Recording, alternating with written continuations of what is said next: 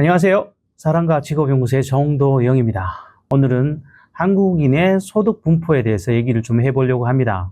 도대체 내가 돈을 벌고 있는데 나는 지금 어느 정도 수준의 돈을 벌고 있는 걸까? 이런 부분을 한번 이걸 통해서 체크해 보셨으면 좋겠습니다.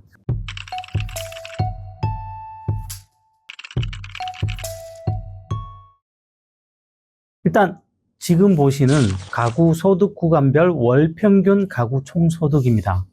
보통 소득 구간을 얘기할 때 5구간으로 나누게 됩니다. 각 20%씩 잘라서 1구간이 최하위 20%고 2구간, 3구간, 4구간, 그리고 상위 20%를 5구간이라고 부르죠. 근데 지금 이 자료는 신한은행의 보통사람 금융생활보고서 2024라는 자료 중에서 발췌를 한 건데요. 2023년을 기준으로 보면 하위 20%의 1구간 분들의 월 평균 가구 소득은 195만 원입니다.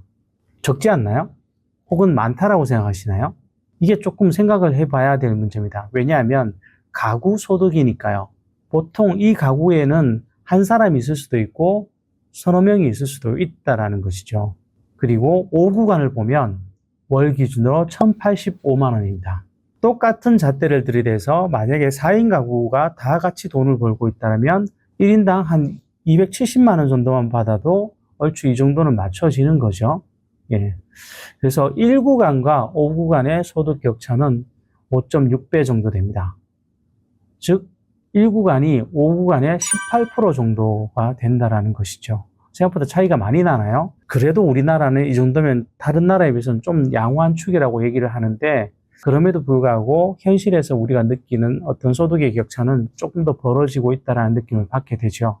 다음은 50대를 기준으로 해서 기혼의 중고등이나 대학생 자녀를 두고 있는 사람들의 교육비와 용돈 지급에 관한 부분을 한번 살펴보도록 하겠습니다. 자녀 용돈과 교육비 지출을 기준으로 했을 때 1구간은 5구간의 41% 정도입니다. 그런데 아까 제가 좀 전에 소득은 약 18% 정도라고 얘기를 했었죠. 1구간이 5구간에. 그런데 자녀에 대한 지출 비용은 1구간이 5구간에 계신 가구분들에 비해서 41% 정도 수준이 됩니다. 즉 버는 건 적더라도 자녀에게 투입하는 용돈이나 교육비 같은 것은 거의 2배 가까이 투입을 한다는 것이죠. 다음으로 우리가 살펴볼 것은 성별 임금입니다. 네, 월 임금 총액으로 보면 2024년 기준으로 볼 때 여성은 남성의 65% 정도라고 보시면 될 것 같습니다. 근데 일본은 이런 부분에서 남성에 비해 여성의 월급 수준은 약 74.3% 정도가 된다는 것이 2023년 자료의 결과입니다. 그런 부분에서 우리가 조금 더 차이가 벌어져 있긴 하죠. 이 연령별 소득을 조금 더 깊이 들어가 보도록 하겠습니다. 지금 보시는 것이 2023년에 남녀 연령별 평균 소득과 중위 소득에 관한 부분입니다. 40대, 50대, 60대를 기준으로 남성과 여성의 평균 소득과 중위 소득을 보여드리는 건데요. 잘 아시다시피 평균 소득은 전체 소득을 사람 숫자로 나눈 것이고요. 중위 소득은 사람들을 일렬로 줄 세웠을 때, 소득 순으로 줄 세웠을 때 제일 중간에 있는 소득을 중위 소득이라고 합니다.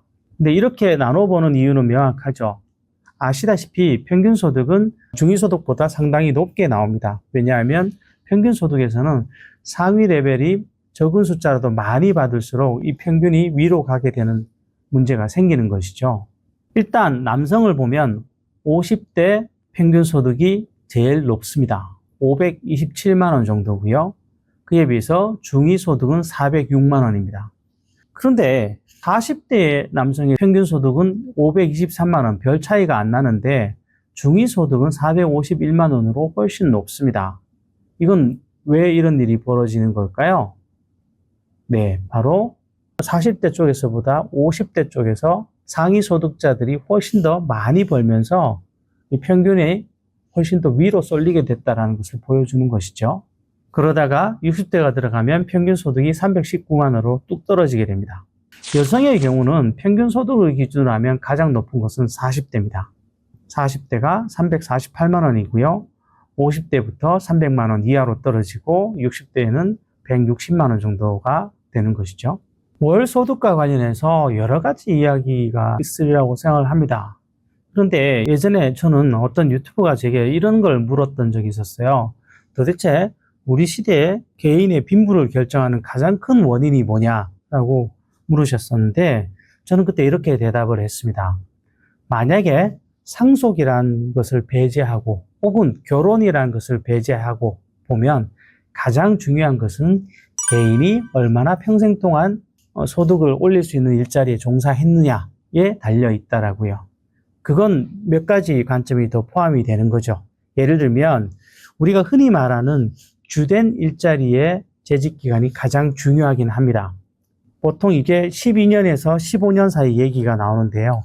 이 주된 일자리에서 오래 있었던 사람들일수록 기본적으로 자신의 자산 형성이 잘 될 가능성이 높다라는 것이죠. 왜냐하면 우리가 경제적으로 위기 상황들을 맞이하게 되는데요. 살다 보면 뭐 당연히 떠오르시겠지만 IMF, 서브프라임, 그리고 최근 같으면 코로나까지 이런 현상들이 떠오르실 텐데, 이 시기에 좋은 직장에 다녔던 사람들은 훨씬 흔들리지 않는 경제적인 상황을 구축할 수 있었었고, 그에 비해서 일자리가 굉장히 취약했던 분들은 이 시기에 오히려 더 훨씬 타격을 받았을 것이라는 거죠. 그러면서 그들의 경제적인 차이들은 더 벌어지게 되는 것이죠. 그래서 주된 일자리의 재직 기간을 얼마나 늘리느냐가 굉장히 중요하게 되고요. 그리고 어느 시점, 그러니까 우리가 흔히 말하는 주된 일자리 이탈 이후에는 얼마나 오래도록 경력을 유지하고 얼마나 오래도록 상대적으로 완만한 경력 하강을 그리게 되느냐에 따라서 개인이 축적할 수 있는 부는 차이가 난다라는 것이죠. 한국고용정보원의 한 자료에 따르면 2005년에서 2022년까지 주된 일자리를 유지한 중장년층은 35.6%에 불과했다고 합니다. 평균 근속기간은 14.3년 정도라고 하는데요. 결국 나머지 64.4%의 중장년층은 노동시장에서 진입과 퇴장을 계속 반복했다라는 얘기가 되는 것이죠.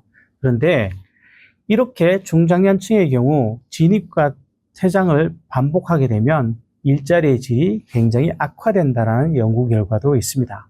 그래서 경력관리에서 신경을 쓰실 것은 주된 일자리를 얼마나 유지하느냐, 그리고 주된 일자리 퇴직 이후에도 얼마나 완만하게 하강하면서 좀 더 길게 일할 수 있느냐가 중요하지만, 그와 함께 이직의 횟수를 줄이는 것도 중장년에게는 꽤 중요한 포인트가 된다는 것을 기억해 주셨으면 좋겠습니다. 그리고 마지막으로 지금 혹시 이 영상을 보고 계신 분 중에 좀 더 젊으신 분들이 계실 수도 있어서 말씀드리자면, 주된 일자리에서 오래 재직하기 위해서 그럼 나는 어떻게 해야 되느냐라는 질문을 하시는 분들이 계실 것 같아요. 저는 그때 이런 말씀을 드립니다. 우리에게는 모두 경력의 가치라는 것이 있습니다.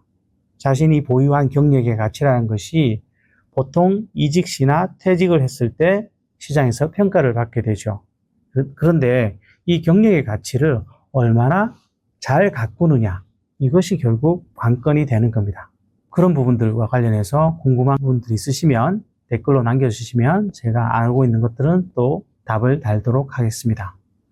그러면 오늘 영상은 이것으로 마치고요. 저는 또 다음에 또 좋은 콘텐츠로 찾아뵙도록 하겠습니다. 감사합니다.